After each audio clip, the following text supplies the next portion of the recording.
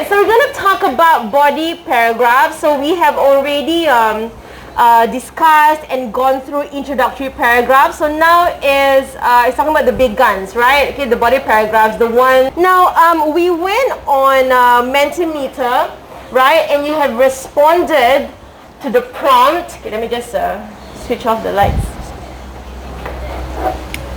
Okay, you have responded to the prompt of what makes a good body paragraph, and these words or phrases are from you. Okay, all right. And in your opinion, you came up with a list of standards, if you will, or targets of how a good body paragraph should look like. And you know what? This is a good list.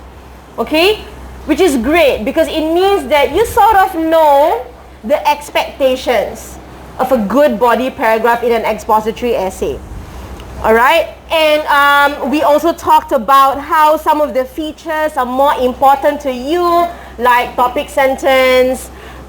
You spoke about how evidence is quite important to you, how elaboration and explanation is important to you, and how eventually a body paragraph should be interesting.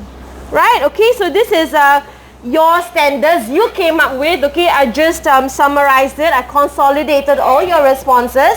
I grouped them together and I listed them down. So this is from you.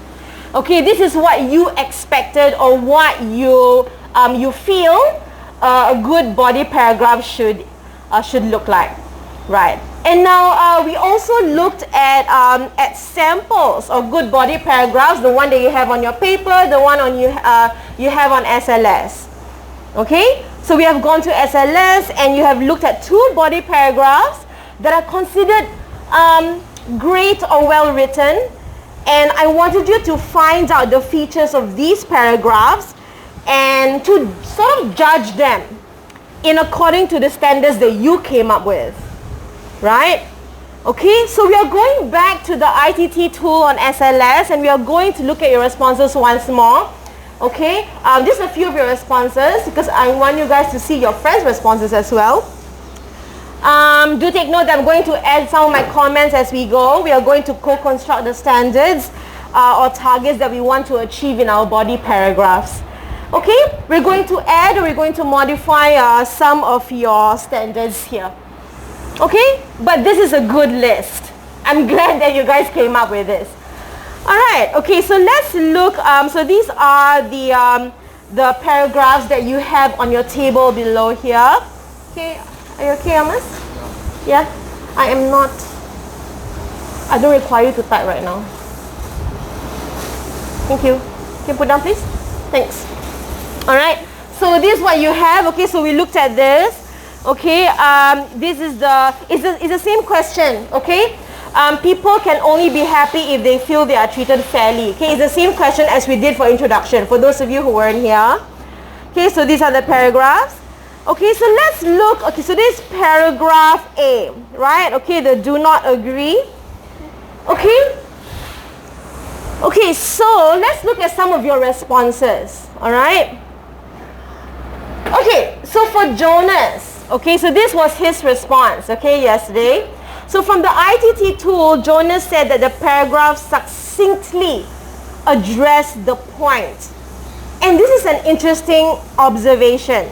Okay, so Jonas, okay, for the sake of those people who weren't here, okay, would you care to elaborate, okay? What do you mean by succinctly? And where can we find an example from the text? Yeah. Okay. Very. Okay. So what you're saying is that the writer was very clear on his stand and what he wants to write about. Basically, he's also very clear on how he answers the question. Okay. If you can see, okay, we see a short, powerful sentence in the beginning, isn't it? Right? Okay. Additionally, being treated fairly is not the only way to achieve happiness. It's a very clear sentence. Okay, we know what the writer is talking about. Okay, so thank you for that. All right, so let's look at another one. Okay, so for Isan, okay, he said that the points are well explained and elaborated.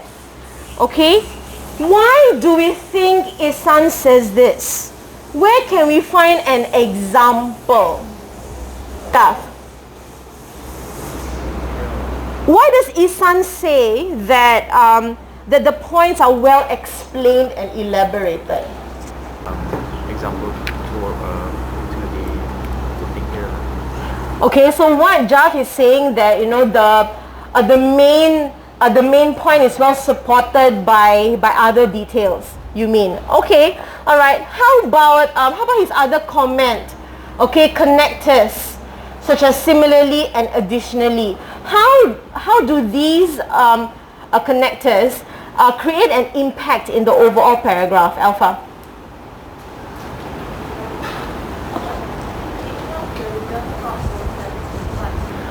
Okay, something about thought processes, okay? And she's right, okay? So all these connectors are actually linking ideas, isn't it? Okay, is that what you're saying?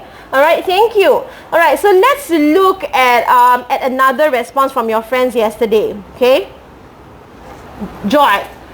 Okay, she says that this body paragraph efficiently uses questions and allows readers to think of the answers.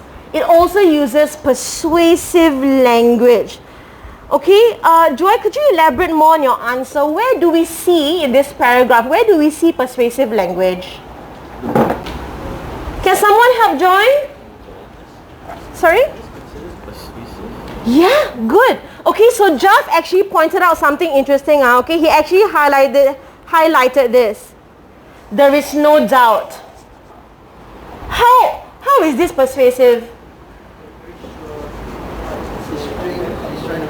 Thank you. Trying to make a point. Yeah, thank you, gentlemen. So these are language of certainty, isn't it? Okay, and these language of certainty actually adds to the persuasiveness of the text, right? Thank you for noticing that. Good. Okay, Joy. Okay, to help. Can someone else help Joy? She was talking about questions. What questions were asked in the paragraph? Yuriza mentioned this one. Okay, have you heard of the quote, money cannot buy you happiness, but but it can buy you chocolate, and that's the same thing. What kind of question is this?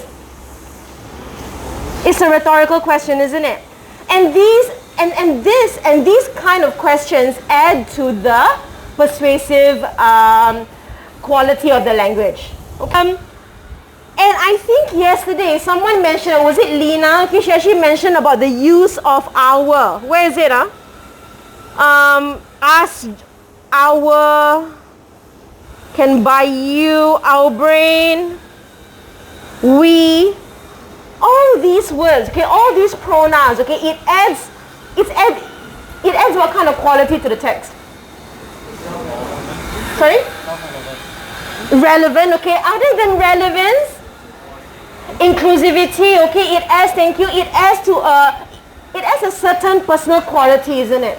And that adds to the persuasive elements of the paragraph.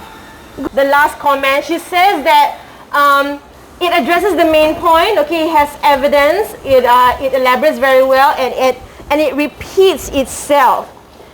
Okay, now Alpha mentioned something about examples and evidence. Okay, so Luke, where's Luke? You mentioned something similar in your response in SLS. What do you think of the examples given in the paragraph here? The evidence. What do you think about the evidence given in the paragraph here? Why are they effective? When we choose evidence, right? What are some of our considerations? Okay, thank you. Okay, so Lena was saying how evidence should link back to the point. Yep, definitely. What else? Reliable, good, how reliable it is, right? So we're talking about reliability, linking to the main point, and I think Almus mentioned something about relevance as well. You notice, thank you guys, you notice that the evidence, the piece of evidence created here are all related to our everyday lives, right? So it adds a again, a personal quality to the writing, which makes the writing persuasive and impactful. And I feel that one standard or one learning target that you guys didn't consider was how a good concluding sentence should look like. And that's what Alpha has noticed, right? She noticed that the repetition, right, or the reiteration of the point was very important. So when we write our body paragraphs, make sure our concluding sentence is effective like this, like something that repeats the point. Alright? How about paragraph B? Okay, so this paragraph B. I feel that some of the standards that you came up with are reflected in paragraph B. Okay, so that's why I said that your list that you came up with was pretty good. Okay, for example, I see a clear topic sentence here, right? It's a very clear topic sentence. It has a comprehensive explanation and examples. Some of you in SLS commented how the writer used the circle of influence in their argument, in their evidence and explanation. They started with a local example, right? A local context. But what happens after that? They spoke about local examples, and after that, they spoke about Spain, okay, which again links to the international sphere, right? And there's a repetition, isn't it? Okay, in the evidence, there's some parallels. So the local and the international context provide a sense of unity and coherence in the paragraph.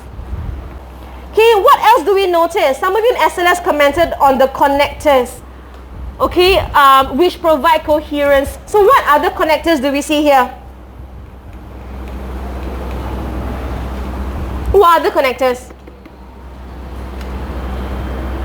Edwin?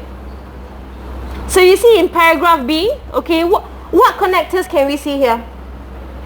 Now, I think there's one thing that we didn't consider while we are coming up with your standards is tone and register. How is the tone like in this paragraph? Dalila, how is the tone like? So remember, okay, expository essays should have a formal tone because these are texts that inform. Okay, so we still need to look at PACC, right? Okay, your purpose, audience, context, and culture. Now, what else do we see here? Okay, do we see persuasive language here? Are there any emotive words that affect the emotion of the reader? Okay, something about dead. Okay, what else? Thank you, Yurizal. Other than that, can someone help Yurizal formulate his answer? What phrases that actually appeal to the reader's emotions? Okay, again, words that show certainty. Okay, so you have a few here, right? Now, we also need to talk about how the impact of sentence structures in paragraphs. What do you notice about the sentences? Are they all very long? You have a variety. Good. Thank you, Azrul. Right, you have a variety. You have short sentences, you have long sentences. What is the impact, Akmal? Okay. Okay. Thank you, Azrul. Akmal? Give Akmal a chance. So, okay, what is the purpose of short sentences? Short sentence. The reader's engaged. How? Dibesh, can you help Akmal clarify his answer? Easier to understand. Or emphasis. How about longer sentences? What is the impact on longer sentences? What's the point of writers creating longer sentences? Because some of you in your writing, you guys love to write long sentences all the way. But what's the purpose then? Okay, longer sentences obviously are used to draw in examples, to draw in explanation, and also to And also this variety of sentence structures, short and long, right? They create rhythm, okay, in the reading. And so great. So all of us here, we have come up with standards or learning targets to achieve when it comes to achieve what we want in writing a good paragraph. Okay. So bless you. Okay. So these are the learning targets that you also have come up with. Okay. That I just refined. Okay. These are your ideas. So so you're gonna see there. Okay. You will see topic sentence, you have explanation, you have piece of evidence, okay? So I want you to use the checklist, okay, that is being given out by Dani. And I want you to use that to write your essay on celebrities.